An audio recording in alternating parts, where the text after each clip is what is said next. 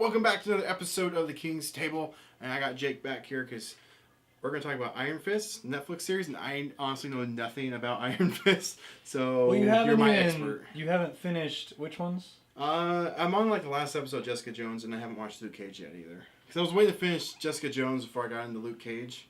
I just haven't had any time. But I've watched all of Daredevil, obviously. Both seasons? Oh, yeah. Okay. Yeah. All right, well, I think so the trailer just got released, and it's very good after the teaser. And I think first we need to get into who is Danny Rand. Do you know who? No, I literally don't know nothing about this guy. He is the son of Wendell, his father, who we see in the trailer. We see that he owns a corporation, sort of like Bruce Wayne. You know, he has money, and he goes. And they show that he survived a plane crash, which is already wrong. Okay. So apparently, Wendell, his father, went to Kunlun, the mystical city. I'm bad at pronunciation sometimes, and he saved the chief emperor of the mystical city, and his name was it's Tuan, so Tuan or he saved him, and so he was trained that way. So his father was trained. And then his father, when Danny Rand was young, he wanted to take his son and his wife with him to that city. And when they were hiking in the mountains, as you see, it looks like it's like an Everest or something. Yeah. The rope snapped and they fall, and his wife dies. And then eventually he dies too, and the son's all alone. And then the story goes on from there. Now, the funny thing is he's white in the comics, and people were already mad. There was a controversy with that. Because they just sort of like, did you see Doctor Strange yet? Not yet. Dear God. I got no life, man. There's like 3 movies. If you have no life, that means you watch movies. I work too much. Oh, man. I haven't seen Apocalypse, Suicide Squad, and Doctor Strange. That's it. Okay. Well, in Doctor Strange, they hired Tilda Swinton to be the Ancient One. Okay. And people weren't happy about that because she was white. And it's not that it's a problem that it's black or white, but I think now we're in an era and the time where... it's more, you want more realistic, like in Asia, somebody who's probably going to study is that, even though he goes and visits that city. So in the trailer, we see him come back and people don't know who he is because he looks scruffy. It's very reminiscent to Batman Begins, where he goes and he trains and he comes back and he's been gone for a while. Right. Nobody knows where he's been. But the important questions I think to see in this is you get to see the Easter eggs and you get to see stuff like one of my favorite parts was, even though it's the glowworm hand, because they had to figure out how to do it, you see the tiny little dragon in his fist. Oh, that's cool. And so that's a real cool sequence. I saw the drug that was in Daredevil. Yeah. So that brings me to my next point is who we're going to see in this. I don't think we're going to see Daredevil. I don't think we're going to see Luke Cage. We'll see Rosario Dawson as we saw, and she's connected to all of them. But I don't think we're really going to see them all sort of combine until the Defenders, of course. Yeah. But I think they're going to do that whole mention each other or something, or you might see a lot of the characters from Daredevil, or people that are in jail. Like you'll see more villains than you will of the heroes, I believe, of each other. So you're probably going to see Kingpin and stuff. That'd be awesome. The fight sequences look great, though. I think they took a lot from what they achieved in Daredevil Season 2 with the Elektra scenes and everything. Yeah. Everybody's starting to get connected, and I think they did a very good job with that. But the next thing is it's funny to me. I actually think, and they haven't done this really yet, all they've done is mention the MCU, when they mention the happening of the Avengers in New York. I think they're going to have some mentions of Doctor Strange. And it was only like that. Then they also had the news clipping with the picture. Right. And that was pretty much it. But I think something's going to tie in Doctor Strange's universe and all that. And, it'd be great if he has a cameo. He's not going to. It would be awesome if he did, and that would amaze me, but I don't think that's going to happen. And how do I think the show's going to do? I think it's gonna start out. It's gonna try to start out fast paced, which is different for all the other ones that have came out. Everything else sort of started out slow and a lot of build up, but I think we already have the universe now that we're used to. There's heroes and there's people that live among them, and that story's been told time and time again. That we're pretty much going to see episode 1 him get introduced, and then throughout the whole series, his training. There's going to be a lot of backstory and stuff, but I think it's going to jump right into it and dwell into it. So I think that actually is going to do better for people. I don't always necessarily like movies when you see like the monster right away or whatever. Yeah. I don't enjoy that. I don't think you're gonna. I think there's going to be so much action that everybody's going to be enthralled by it and they're going to jump in. If I had to rank them, I would say this is going to be like number 3 on the list. I think overall quality, Jessica Jones was number 1. I think that one did the best. You like Jessica Jones? Oh, Jessica Jones is amazing. That was one of my favorite comics for Alias. It did a great storyline. It touched barriers that weren't touched before, even when the comic came out. I mean, I'm watching it. I think my last episode, it's okay. Well, Purple Man's one of the greatest villains of the portrayals that they've done. The story arc is amazing. It does a very good job. See, I would rank it Jessica Jones number 1, then Daredevil season 2. I thought The Punisher was amazing. He came in. It was very brutal. Just call season 2 Daredevil season .5. Well, I mean, yeah, but I mean, like it's the prequel. You know, they did such a good job for that. So good. And then I would rank. I'm gonna say I'm guessing Iron Fist is gonna be number 3 for me. Right. Okay. I think it's gonna be 3, and then Luke Cage. Luke Cage was amazing, and the best part is they didn't hide from. I'm just gonna say it's blackness, which was awesome. You know, they went very urban with it. They went very authentic, which I think that's another thing that turned people off when they found out who Iron Fist was hired, because they saw the authenticity of Luke Cage, and there was jokes. There was parts where he was like in the costumes of the comic, but I think certain characters got killed off too early in that show. There were a lot of characters I think that we would like to see last around, and I think the main villain at the end came across a little cheesy and overacted. And that's the only reason Luke Cage went downhill for me. But I think once this gets released next month, I'm gonna have No Life on March 17th.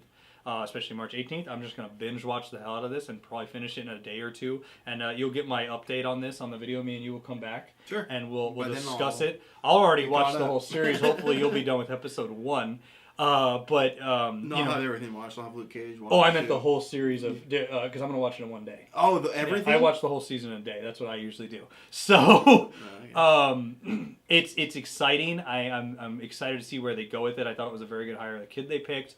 But the trailer, I thought, showed us just enough of everything that we needed to see without going overboard. But also, the storyline it's funny how this is different than the movies, to where you need the story arc and stuff, but you know it's all culminating to different seasons, not just, oh, this is the movie, this is the antagonist, we have to get through it. I think they did that with Daredevil season 1 and Jessica Jones season 1, and they sort of learned from that. They learned that there's a big picture ending to this. And I think Iron Fist, that's why it's going to do very well, is they've learned from those.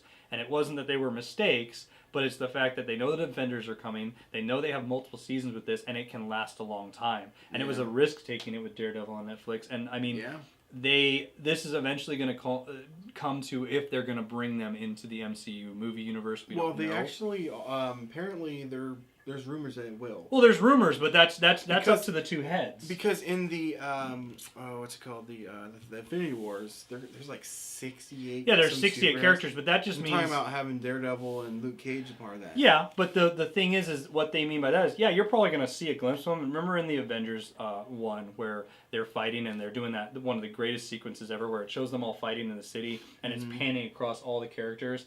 That's what I think what they're saying is when you're going to see that many characters. I don't think you're going to see screen time of them talking and debating and stuff. You might get a clip scene here or there. There's no possible way. No, it'd be like a 10-hour movie. That's the thing. So I think it's mainly just going to be fight scenes in the background. They're going to be there. Characters. But the thing is Netflix has opened the door where you can bring them in there, but you can bring the Netflix character to the movies. I don't think you're ready to bring the movies to the movie characters to Netflix, because they're too big. The contracts is going to be a nightmare. But also, we're already trying to just get the storyline of these people, and what they give us, like 10 episodes, and you dwell deep into it, and then you binge, and you're just like, you want more, but you can't have it yet. And I think that's the great part, is we're going to watch this, and we're going to want a lot more from Iron Fist. It's funny, it wasn't the most exciting one out of the 4 that I was, but now that I've watched all of them, of course I want to see this one. But I think it's going to be up there. I still don't think it'll be the best one, but it's gonna be a very good show to watch. So be sure to tune in as soon as March 17th. I mean, check it out, get Netflix, whatever. I'm gonna pub them there, and tune back in with us. I mean, because we're gonna review after what we thought about it. Yeah, for sure. But any other thoughts that you have on it? I think I'll enjoy it a lot more because I don't know much about it. Right. I have nothing to base it off of other than watching the show, and I think I'm probably like the control group, I guess you could call it. I mean, that's the cool thing about this too, is there's a lot of characters. Like, I read a lot of comics, but there's characters I never really got into or didn't really see. And sometimes you do watch these, and it's sort of backwards where you start getting into it.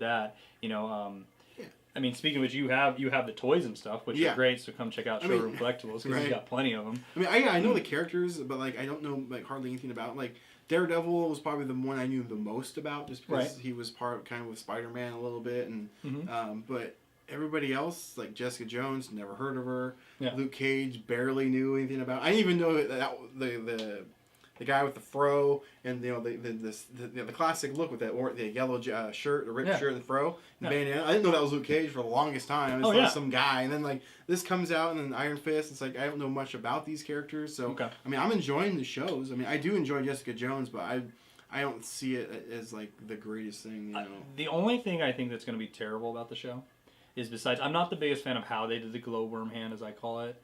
I mean they had to do something. Is going to be the costume. And I think it's because when Daredevil came out, they did a very good job of hiding him with just the bandana. And then when the suit came out, I thought it sucked in the first season. I thought at the end of first season it was just ugly. It didn't look right. And then second season, I think they did better with it because they tweaked it and they got a lot of backlash online. I'm very, very worried on how Iron Fist is going to look.